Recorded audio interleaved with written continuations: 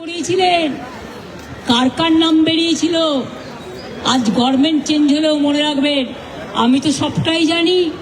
বাংলাদেশে ওসমান হাদি হত্যাকাণ্ডের দিকে ইঙ্গিত করে মমতা বন্দ্যোপাধ্যায়ের মন্তব্যে এবার অভিযোগ দায়ের করেছে হিন্দুত্ববাদী সংগঠন।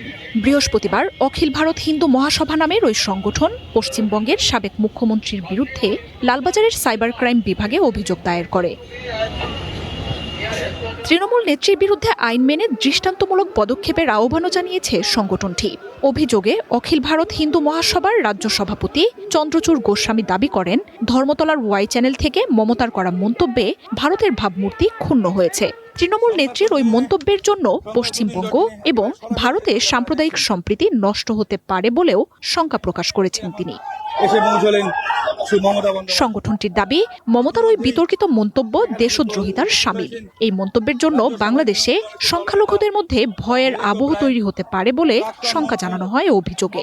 দেশের ভাবমূর্তি ও নাগরিক সুরক্ষার বিষয়টি মাথায় রেখে মমতার বিরুদ্ধে কঠোর আইনি ব্যবস্থা নেওয়ার দাবিও জানানো হয়। একই অভিযোগে শিলিগুড়িতে মমতার বিরুদ্ধে অভিযোগ দায়ের করেন এক আইনজীবী। আমি এখনো নামটা বলছি না, ভদ্রতা করে। বাংলাদেশের লোক উত্তাল হয়ে যাবে, আমি সেটা চাই না। আমি দেশকে ভালোবাসি।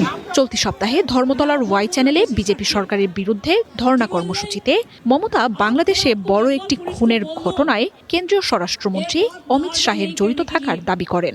নাম না বললেও এই ঘটনা ইনকিলাব মঞ্চের মুখপাত্র ওসমান হাদিকে নিয়েই বলে ধারণা করা হয়। ওই মন্তব্যের জেরে দুই দেশে ব্যাপক আলোড়ন সৃষ্টি হয়। কার কার নাম বেরিয়েছিল। মার্জিয়া উপমা, ওয়ান ইন্টারন্যাশনাল ডেস্ক। আমি তো